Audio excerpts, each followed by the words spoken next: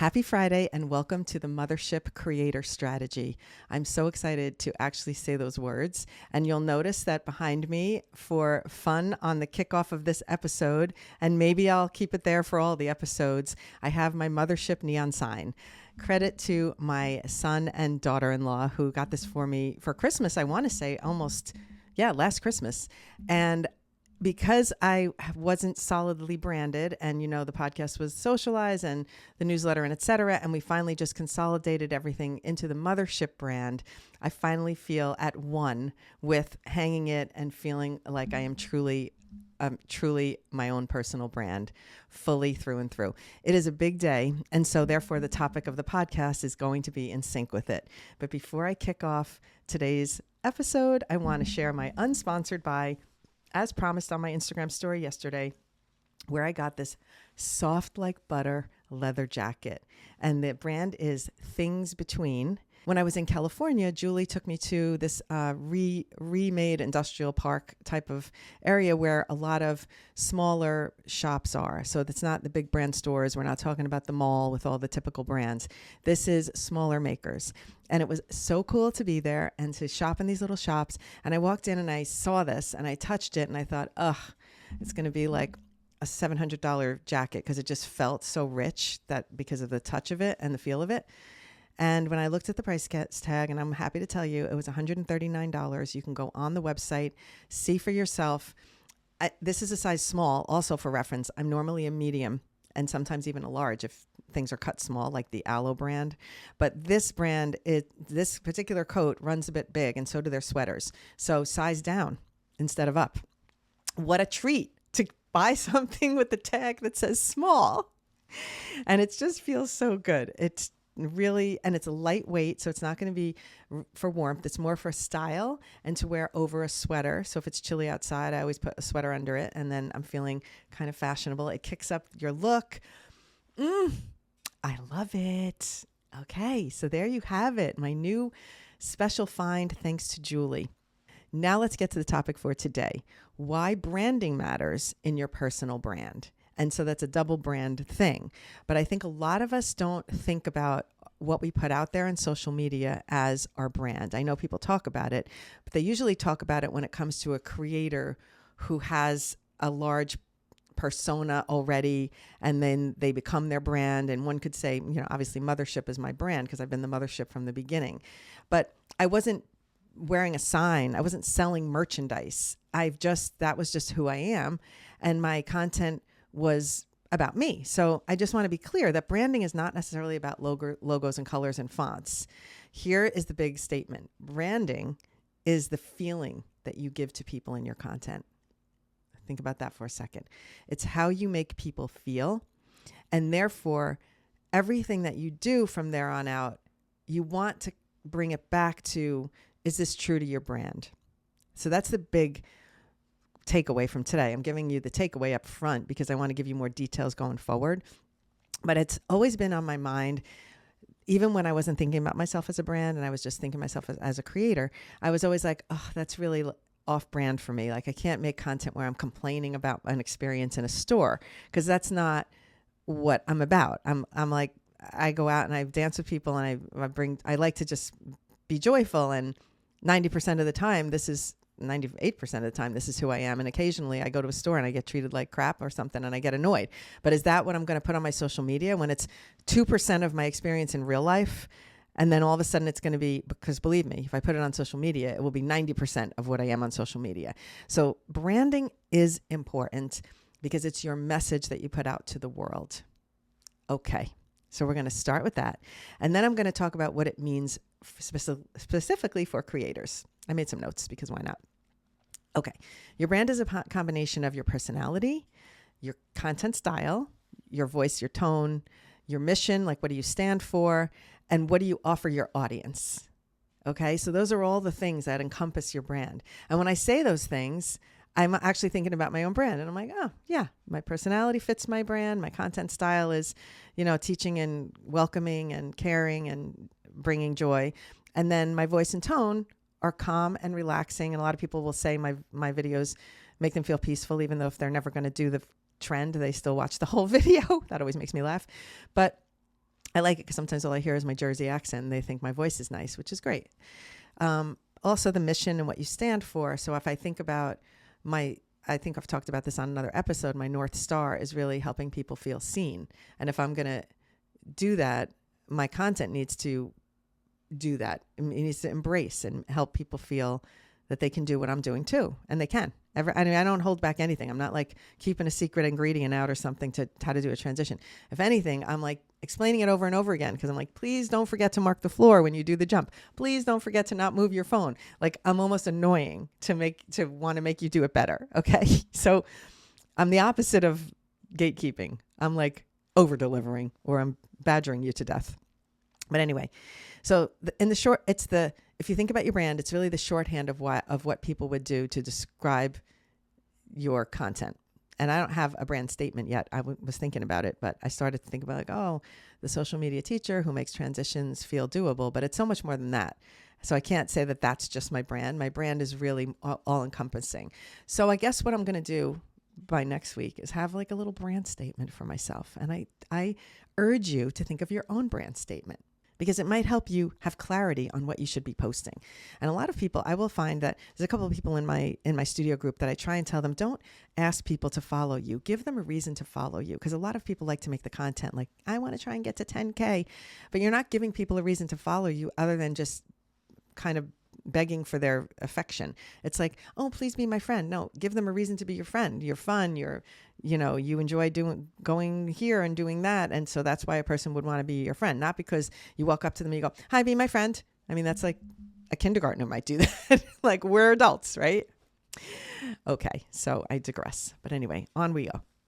So the other thing about branding is that the consistency in your brand will build trust in your audience. So think about if you are going along and one person did this to me over the years when I was doing baking videos, and then I did something else and she said something like, oh, this is off brand for you. I'm like, what? Like if there was nothing off brand about it, it was just that I moved into a different lane for one piece of content, and that was bothersome because they had known me for another thing. So consistency in showing up and making sure your brand is consistently out there the way you want it to be.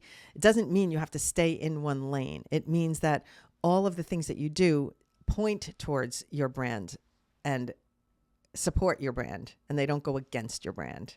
The other thing that's nice about branding is that it makes content creation easier because, as I always encourage people, it's to look through your types of videos that you want to do. Look through what you're doing already and how many lanes are you in? Is it do some of them fit under one category and a bunch of them fit under another category?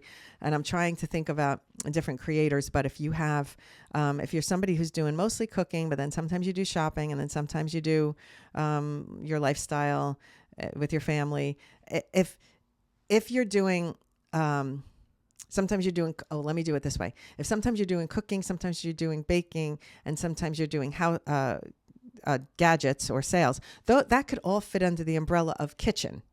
And then your next one could be you're doing family, you're doing behind the scenes, and you're doing a day in the life. That could all be under lifestyle or behind the scenes, however you want to categorize it. So just think of 4 top categories and how your videos are fitting into it. And if something is so out of and won't fit into a category, it's probably not a good thing to post because it's going to be something, maybe you post it, but it's not going to be in one of those lanes. So when you're fitting into your brand and you're putting out the content that's consistent with those things, it'll make you think of ideas easier because you'll say, all right, I want to rotate. You want to rotate through your content. We've talked about that on content strategy. You don't want to have like 10 family videos in a row and then 10 work videos in a row. You want to rotate. So every 4 videos, you're kind of going through that rotation. So it will make content creation easier if you know, oh, I have to fit in something lifestyle today because that's what I'm due for. It will at least prompt you to think, okay, what can I shoot that's a quick lifestyle video? Oh, I'm going to the grocery store and I'm using this cart. That's what I did today. I'm going to show me using this silly little cart that I have to use when I go to the grocery store in the city when I know I'm going for a big bunch of items and it's going to be heavy. Okay. So branding, it acts as your filter and it keeps everything cohesive. So it's like you're filtering out things that don't fit and it's giving you ideas to stay in those lanes that you're in. Oh my God, I feel like I'm making such good points. I'm going on a tangent from my bullet points, but it's working. Okay, then the other thing that branding does, it attracts the right audience. So if people are saying, ask people to follow me. Hey, I'm Gen X. Where are my other Gen X people? That's just so blatant that you're not going to get people to follow you. But if you start talking about your the things that you feel from living in that generation.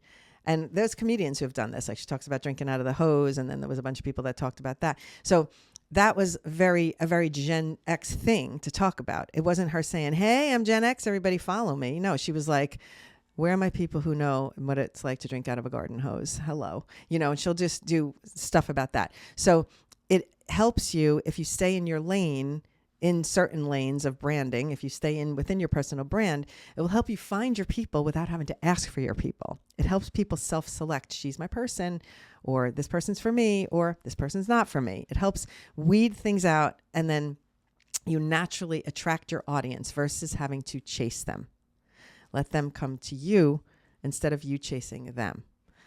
Ooh. Okay. The other thing is that branding does boost business potentially. I wrote this down because it will help you if you're clear on your branding. It will help you to have other brands recognize you, that you are right for them. I mean, that's that's kind of, we're going out a little further, but it does potentially boost business because companies prefer creators who are clear and consistent in their brand and that they can trust, that aren't going to go, today I'm posting, here's a great example. Oh my God, I'm so glad I thought of this.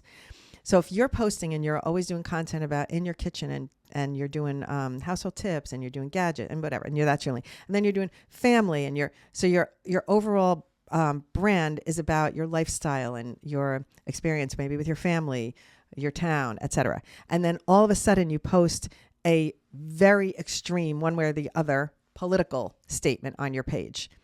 Number one, companies are not going to trust that. They're going to say, oh man, we don't know what she's going to do. She's a loose cannon. She's going to suddenly make a big, bold statement about some issue or something.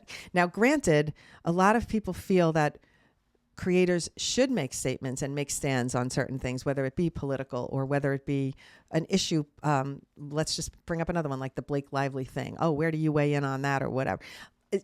We as creators do not have to speak to that. Okay? I'm not an expert in celebrity PR and whatever that is, like crisis management. I am not the person to speak to that. So I'm not going to answer, who do I believe, whose side am I on? Blake Lively, Justin Bell. I don't know what's going on behind the scenes. I do not have the expertise to speak to that. Some people might actually have the expertise to speak to that, and that's part of their brand, but it's not part of my brand. So my point is that a brand is less likely to work with you if they're scrolling your page and then wing, you got something out of left field here and right field here and center field there, and now you're at home base there, and they can't trust you. So because they have to protect their brand, and they can't align with someone who all of a sudden has a viewpoint about some issue, social issue that they don't agree with. So, oh my gosh, I really went on a mad old tangent on that one, but that one is a big one to consider. If you do want to get brand partnerships, if you are trying to do sales, I always say to people who are trying to do sales, be aware that you don't want to limit your audience by things you say on your other videos, by opinions you have about things. But if opinions is your brand, and now, by the way, there is a comedian that comes up on my page often. She does stand up, but she's also talks about celebrity issues. Boom. She's throwing this one under the bus, that one. That is her brand. So that makes sense for her. And certain brands are not going to want to work with her because maybe they don't agree with her points of view. Got that great. Got that better. But the point is that that's her brand. So she's buying into that, and she doesn't want to necessarily work with, Vori, who's going to be worried about what their brand ambassadors say. Okay. So yikes, you get it. So if you have to just think about what's your thinking about who you want to work with, if that is something that you're thinking about. All right. So I'll leave it at that. Then next thing, or maybe it's the last thing. I have a lot of notes here. My goodness. Okay. I have 2 more notes. No, 3 more notes. Oh my God. You ready? Is that your brand can evolve, and that's a good thing. And I will speak from my own experience. I started what I thought was going to be my social media brand called Socialize, And then soon came to find that people were still calling me Muthership. And then even my studio members were in the studio that I was calling Socialize, and they were calling it the Muthership Studio. And I'm like, let's listen, let's read the room, and let's listen to what's happening, and let's fix it.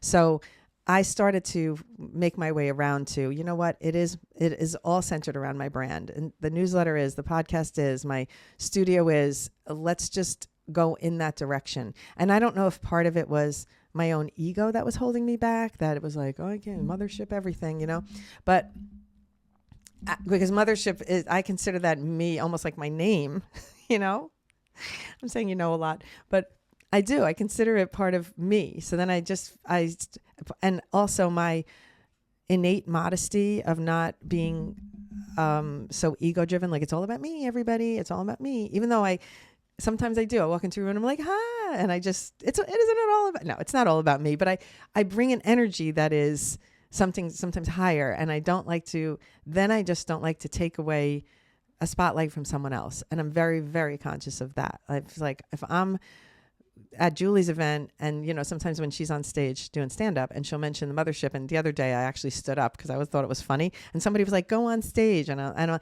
would never do that to her, at least not unless we agreed to it ahead of time, because I don't want to steal her thunder. That's her thing. She's doing comedy, not me. And I can be funny, but put me on stage trying to be funny, I don't know what I would even say. So it's the same kind of respect. Like, because I respect other people's brand, and I keep my own, my own ego is in check. If anything, I'm like second guessing myself. Are people going to like this? More so than I'm the best thing ever, you know? So it's like an ego balance when you are a brand, and you have to somehow get over that hump and say, but that's what people are liking, and that's who you are, and you can lean into that brand. And that's what I'm doing today. Okay, so your brand can evolve. And the next is, the other few points I made was how to strengthen your brand. Like, try to think of single prompts. And I was saying, like, what are words that I want people to associate me? What do I offer my audience? What kind of content feels most like me? So you can kind of analyze the things, ask yourself these questions. What do people normally comment or thank you for or compliment you for? Thinking about things that your audience is saying about you help you actually strengthen your brand, because you would lean more into those things, and you would tend to make more content that responds to those things. So when people came into my comments in the beginning, when I got out of baking when I was doing baking, they were like, oh, this lady's so fun to watch, I want to make her recipes. But when I was doing tutorials, it became, oh my gosh, I can understand her because she's going slow enough for me. And then other people were like, I love every time I come to your page because it makes me smile, and blah, blah. So I listen to those things, and I'm like, that's where I want my brand to stay. So as it evolves into different things, into a creator studio, into having a podcast, into a newsletter, all the things, I still am true to myself, and I want to stay that way. And then, so the last thing I'll close with is that it's just like a creator forward reminder. So think about it like this. Branding isn't about being perfect.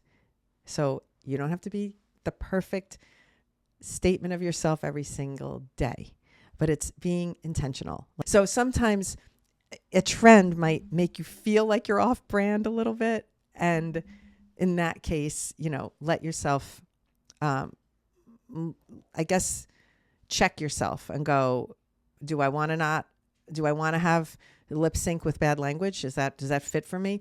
I'm going to just use that as a really good example, because I got a strange comment on a video. Oh, I saved the comment. I'm going to read it for you. I didn't want to make a video about the comment. I wanted to save the comment so that I could remember to talk about it. So it's perfect timing. It's probably way at the top of my comments. So stay with me for a second. It's funny. Okay. This is the comment. Not going to say the creator. Girl, how old are you? Is that the example we're supposed to be setting for children and teenagers and young girls? I bet your mama's real proud. Now, I'm going to make you laugh. I saved that comment, and I thought, and I went to that person's page quickly to say, well, who's leaving this comment? They clearly don't understand it's a trend. Because it was when I did the thing like, hey, and I say, you know, what's going on? That one. And then you flip around, and I did like a jump spin. And then I was like, bitches, they shit and they ain't seen nothing. Okay. So that's the video that I'm talking about, in case you didn't get it from my previous description. when I posted it, she left that comment. I went to her page and she had a video that was not really, it was 3 videos and it was very minor, no big deal. But I was like, you know what? I'm not even going to call her out. This is so not worth it at all. Like, I'm not even going to even respond. I didn't like the comment. I didn't respond to the comment. I literally ignored the comment. I wanted her to think it was not even ever seen. Okay.